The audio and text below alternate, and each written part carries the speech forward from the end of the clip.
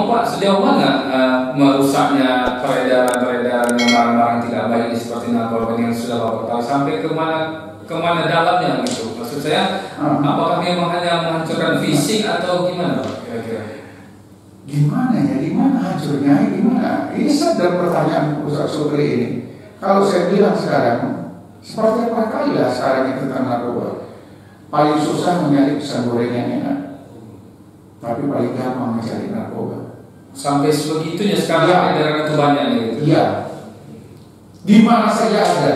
Dan bahkan ya, saya ingin menyampaikan dalam konten di YouTube Ustaz Supri ini, bahwasanya bandar-bandar narkoba, mafia narkoba, mereka juga memiliki orang-orang yang jenius dalam bidang pemasaran ekonomi, dalam bidang kimianya, dalam segala macam bidang dia kuasai, sehingga dia banyak menciptakan produk-produk narkoba yang terbaru yang bisa dia gabung-gabungkan sintetis dan lain sebagainya. Dia bisa buat produk baru gitu. Inilah kerjaan daripada mafia narkoba. Kemudian yang kedua, ilmu pemasarannya luar biasa. Marketingnya hebat. Wah, minta ampun kita. Sampai orang dia MLM. Nah, multi level marketing ini luar biasa dan sangat dasar. Kita berdua diracuninya. Setelah kita diracuninya, mungkin beli pemakaian ketiga keempat, dia bilang mana ada yang gratis di dunia bro. Kalau mau beli lah bro. Karena kita sudah mulai ketagihan, kita sama Ustaz urunan. Ustaz 50.000, saya 50.000, kita bisa satu paket. Nanti paketnya pakai bareng-bareng. Kenapa? Sudah mulai ketergantungan. Sebulan, 2 bulan, 3 bulan, 6 bulan kemudian kita tak perlu dipengaruhinya lagi, karena kita sudah mencari sendiri. Maka dia cari pasar baru. Siapa pasar baru? Anak pesantren yang lugu. Ya, yang setiap hari dia. Bentar Pak, ke pesantren. Itu memang sudah ada ya Pak, ada hasil analisa. Ada. Anak pesantren, hafal Quran, kena sama saya, nangis. Masya Allah. Kenapa? Dia maksudnya bagus. Dek, kamu sudah berapa hafalannya? Bagaimana kalau setoran kamu berapa ayat biasanya gini? Supaya kamu lebih baik, kamu pakai ini ada oksigen murni yang apabila kau gunakan, kau hafalanmu makin bagus. Sampai tengah malam kau bisa menghafal, jadi nggak ngantuk. Oh begitu ya Pak? Iya, ini oksigen baru nih dari Jepang, dari Cina dan lain sebagainya. Orang lugu, orang awam, jujur ya, saya minta maaf ya, sama konten YouTube ini saya minta maaf. Para penghafal Al-Quran paling banyak orang dari kampung. Hatinya masih bersih, dia lugu, kemudian hafalannya alhamdulillah bisa cepat. Kemudian orang-orang baik dari kampung-kampung ini, orang jujur-jujur ini terlalu percaya sama omongan orang. Begitu masuk mafia narkoba, coba dulu lah, mungkin dia betul dia coba nggak tidur-tidur, hafalannya bagus. Tapi habis menghafal, tinggal ngantuknya. Pada saat tinggal ngantuknya karena dia coba berkali-kali, dia main lagi. Yang tadinya coba-coba sekarang butuh. Nah, ini udah kena. Dokter saya rawat, notaris saya rawat, ada lembaga pemerintah di bidang hukum saya rawat kena narkoba. Ini nggak main-main masalah narkoba ini. Nah jadi tolonglah ya kan, dari kecil kita jaga, jangan sampai tidak boleh terkontaminasi tentang narkoba. Baik. Ini saya mendengar nggak takut ya sampai ke semua kalangan di masuk kita takut, saya sudah ngeri.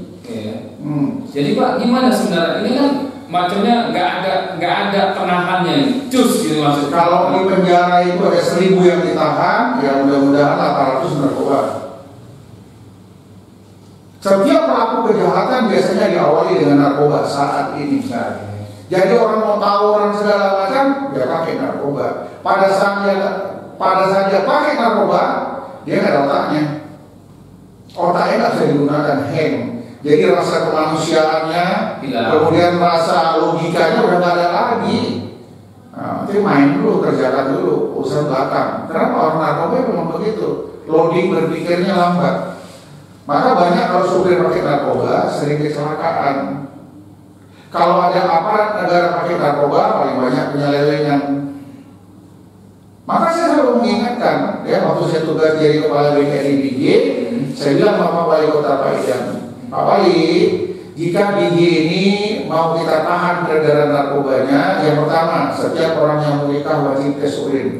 Dan alhamdulillah ada perdanya. Jadi saya dimusuhin dulu sama teman-teman yang di lapangan. Orang menikah aja kok dimusuhin sama BNN. Saya tidak berpikir seperti itu. Saya nggak mau gara-gara orang-orang di DG ini banyak pecandu-pecandu narkobanya yang dari luar datang, nampak garis gigi cantik-cantik, kepingin dinikahi dari istrinya. Iya kalau dia baik-baik, kalau dia seorang pecandu narkoba, hari ini ijab kabul namanya Usman, 3 bulan kemudian berubah nama jadi Bang Toy. Ya malam tidur di luar di asal tuan rumah apa kerjanya? Jual barang. Ngambil barang di rumah, sambil dijual. Apa dia orang yang kena narkoba ini Pak? Itu memang daya kerja dia, daya untuk dia mencari nafkah itu hilang atau gimana? Bukan hilang ya, sebenarnya tidak hilang, tapi dia berpikir bagaimana aku bisa beli barang. Kalau dia kerja belum tentu dia dapat beli barang. Dia menggunakan cara singkat yang lain, pinjam uang sana, pinjam uang sini, mencuri sana, mencuri sini. Itu yang diutamakan ya, tugas pokoknya mencari duit untuk beli barang, bukan mencari duit untuk kebutuhan keluarga. Dapat pun dia duit, dia nggak ingat keluarga, dia ingat beli narkoba dulu. Nah ini anak-anak. Itu udah mahal lah kita bilang. Seharusnya dia bisa untuk mencukupi kebutuhan keluarganya 1 bulan, makan segala macam. 1 gram aja 1 juta lebih harganya. Jadi bagaimana mau kita buat? Di luar itu harganya 1 kilo ya, 1 kilo lebih kurang 200 juta lah 1 kilo di luar sana harganya 200 sampai 400. Kalau ke Indonesia? Ke Indonesia 1,5 M. Itu berbeda. Inilah menjadi sumber marketing MLM tadi menjadi penghasilan besar bandar-bandar. Sekarang saya tanya, kalau Ustaz menjadi seorang nelayan, kira-kira penghasilan 1 hari berapa? Saya buat 1 hari bergaji 500.000. Ya, mungkin 200.000 atau 300.000 untuk beli minyak. Ya. Bawa pulang 200. 100 mungkin untuk sewa perahunya, 100 untuk kasih isi berapa, cocok itu. Cocok lah. Karena kan baik kan saya. Tiba-tiba datang mafia narkoba, berapa penghasilan 1 hari? 100, 500, potong-potong ya 500. Ikut kerja sama saya, bawa ini 1 kilo gaji 20 juta. Mau nggak? Kalau dia tidak punya landasan kekuatan iman, makanya dari awal dijaga keimanannya dari masih kecil, dari bentuk tahu dia ini halal, ini haram, tak boleh. Walau polisinya melihat, tapi Tuhan melihat, terjaga anak itu. Jadi banyak nelayan kita sekarang dirusak sama bandar-bandar mafia narkoba. Ngapain kok capek-capek nyari ikan dapat 500.000? Bagus kalau jemput nanti kapal model begini datang dari Thailand, datang dari Malaysia, nomor lambung sekian, kau kasih tulis handinya ini aja. Nanti ambil barang tuh, nanti kau antar ke rumah, nanti aku jemput di rumahmu aja. Dia nggak masuk ke pelabuhan, dia berangkat ke laut bukan cari ikan, dia berangkat ke laut jemput barang. Dan ini pun nelayannya sudah mereka seleksi semua. Mereka seleksi, ya mungkin kalau sudah pectol di kepala, mulutnya pun nggak akan bercakap. Kenapa? Di penjara pun mereka dibiayain. Orang makan nasi penjara, dia makan nasi padang. Nah mungkin di dalam dia bisa bantu ngedar lagi, dimasukkan barang dari luar penjara, dia jual lagi penjara, pulang dapat Innova baru ribuan 1. Ini kan Pak, ini sudah masuk semua kalangan ya, sepertinya semua masuk. Yang saya mau tanyakan, jadi mereka itulah, artinya mereka seperti mencari kerja lah, seperti di sini untuk mendapatkan hasil. Maksud saya bukan korban ya Pak ya, para pengedar ini dia termasuk korban juga atau memang hanya selaku pelaku usaha jual beli? Membeli atau menjual barang-barang ini, apa dia masuk sebagai korban juga? Awalnya dia sebagai korban, kemudian ke depannya dia bukan korban lagi, tapi dia pelaku. Jadi yang kasihan ini, yang kena ini adalah orang-orang yang tidak paham, orang-orang yang pendidikannya rendah. Salah satu contoh, Ustaz Sobri ya sudah dikasih make, tiba-tiba harta sudah habis, duit dan nggak punya lagi. Mau pakai? Mau lah, tolong kalau bisa bantulah gitu. Apapun disuruhnya kita mau karena kita butuh. Terus dia bilang, jual ini ada 10 paket, nanti kau pakai 1. Begitulah dia. Ya saya kan udah melakukan di sini kegiatan itu. Begitu saya tangkap itu di mana ya? apa sih nama kampungnya saya lupa ya. Yang makam pahlawan tuh. Iya, Bojol, kampung Bojol. Itu di kolaknya. Campur dengan Tawas. Masya Allah. Berapa keuntungannya itu? Dia campur tawas. Karena untuk mencapai 1 gram aja 1 juta lebih. Jadi kalau tawas dicampurnya sama sabu, bisa-bisa kita bayangkan 50-50 kan berapa keuntungan dia itu. Nah, bisa-bisa tapi kadang ya dicampurkannya obat nyamuk lagi. Dicampurnya tapi dia bukan ahlinya, tapi biar agak tengen-tengen teler-teler dikit. Nah, orang-orang yang nggak tahu pakai juga dipakainya. Dan itu ada ya Pak? Ada. Saya sudah tangkap itu, saya sudah buktikan itu. Jadi nggak bisa kita bilang nggak lagi. Yang paling ampuh yang pernah saya laksanakan di BG ya mungkin di luar daripada ketentuannya. Tapi ya memang udah nggak bisa lagi. Masyarakat sudah jengkel. Itu makainya di halaman masjid. Orang sholat di masjid lalu tuh makai pesta orang di sekitaran masjid itu. Apa yang terjadi?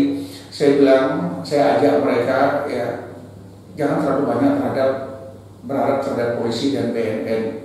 Kami punya keterbatasan. Tapi jika masyarakat mau bergerak bersama-sama polisi dan BNN, ini akan habis. Mereka nggak sabar lagi. Banyak orang-orang dari luar masuk ke kampung Bojol belanja. Dan yang anehnya lagi, bandarnya itu orang luar yang kontrak di situ. Jadi korban kampung itu jadi rusak kampung itu. Tak terkendali, banyak kali tamu datang tapi tak ada yang kenal. Habis sholat Jumat, itu nggak salah ada Ustaz Ayub. Ustaz Ayub. Pulang sholat Jumat, semua teriak Allahu Akbar, rumah bandar rata dengan tanah. Sejak saat itu nggak ada yang berani lagi. Rata dengan tanah. Rata dengan tanah. Kebetulan rumah di pinggir sungai itu ya rumah terpas gedek itu. Karena keselnya masyarakat di situ rata dengan tanah. Jangankan bandar, pemakainya pun bilang memang harus begitu mungkin tindakan. Tapi tak boleh terlalu keras dan kasar seperti itu. Tetapi dibilangin baik-baik nggak bisa. Masyarakat di situ yang terintimidasi terhadap orang yang datang dari luar. Anak-anak pun menjadi korban banyak yang tidak mengerti ya Pak. Baiklah Pak. Sebentar Pak. Ini kalau cerita ini kan terlalu banyak nih Pak. Saya mau nanya lah Pak. Sebenarnya akibat ini, akibat yang selain rusak lingkungan, rusak pribadi, akibat untuk dalam keluarga ini lah Pak. Apa yang dampak yang sangat signifikan kepada orang tua kepada ini? Saya paham. Apa akibatnya terhadap keluarga? Yang pertama, harapan keluarga hilang. Dia menginginkan anaknya jadi orang sukses. Dia menginginkan anaknya berhasil. Harapan keluarga hilang. Satu. Yang kedua, rasa malu keluarga. Karena dalam keluarga ada anak yang pecandu narkoba. Yang ketiga, harmonisnya keluarga hilang. Kenapa? Pada saat nanti anaknya pulang dari luar, bapak sama ibunya sama adik-adik nonton TV. Awas, abang kos cucuk udah pulang. Tutup pintu bapak, amankan. Coba kunci mobil STNK amankan semua, awas. Yang datang anak sendiri loh. Tapi sampai begitulah menakutkannya di rumah itu. Kasihan gitu. Ini harapan keluarga hilang, harapan negara pun hilang. Yang berikutnya membuat takut orang kampung. Kenapa? Ini kalau pemakai dibiarkan dia bisa stres. Dia bakar rumah, lemparin rumah. Masyarakat dikejar pakai parang dan lain sebagainya. Kenapa? Dia udah nggak punya berpikir logika lagi gitu. Jadi kasihan kita melihatnya. Ya masih banyak lagi hal-hal yang lain. Coba bayangin ya, mak bapak masih hidup, anak kecanduan narkoba, apa dia bilang? Ini saya tangani langsung kasusnya. Pak, jual rumah ini. Loh, kenapa dijual? Di sini kan ada hakku.